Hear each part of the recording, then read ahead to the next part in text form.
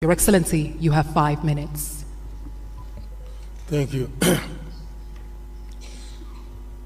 Your Excellency, Ambassador Konjit, my co-panelist here, His Excellency Mahmoud Ali Yusuf, and His Excellency Mr. Richard, distinguished guests, ladies and gentlemen. Good evening, Africa. Africa, hamjambo, bonsoir, salam alaikum, rahmatullah ta'ala wa barakatuh. Boa noite. I am delighted to have opportunity today to stand before you as the son of Africa. I was born in Kenya, but I'm told that my grandparents came from the Sudan. I am a father of 4, a grandfather of 5, and a husband of 1 that I know of. I am an engineer by profession, and I have been an academic. I have also been a public servant. I've been a member of parliament. I've also been a prime minister and also leader of opposition. In those capacities, I've tried to do my best, and I've gained a lot of experience in terms of management of public affairs. I stand here as an Pan-Africanist and an Afro-optimist. 2 months ago, that is on the 21st of October, this year, we were here in Addis Ababa. We had been invited as members of the families of the founding fathers of the African Union to come and witness the reopening of the Africa Hall. That's the hall where the OAU was launched in 1963.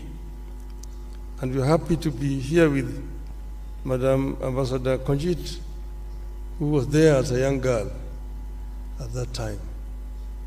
It is now 61 years since the launch of the Organization of African Unity.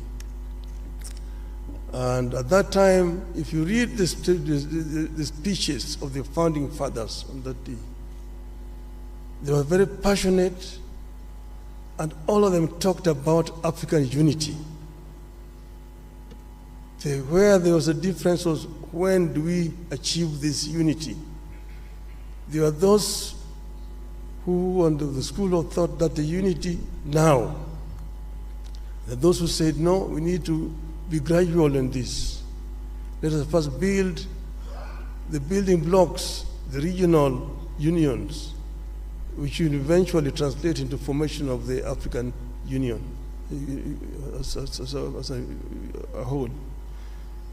But now we have they came up 50 years later with Vision 2063, which now hopes to get Africa united, one union government by 2030, and move on to attain the vision, the wishes of the founding fathers of Africa. I say that I have the experience. I've been part of this movement for changing the continent. We know that some achievements have been made. Africa is now completely liberated, but there's still work to do. And I believe that I have what it takes to get us where we want to do. In the field of education, in the field of health, in the field of value addition to the abundant wealth that we have on the continent, in the field of trade, inter-African trade. I have acted as the African Union High Representative on infrastructure.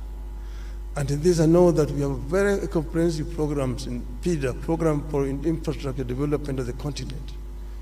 What remains is action.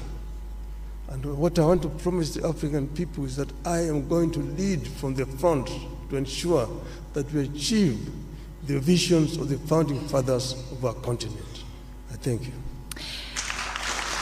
Merci infiniment.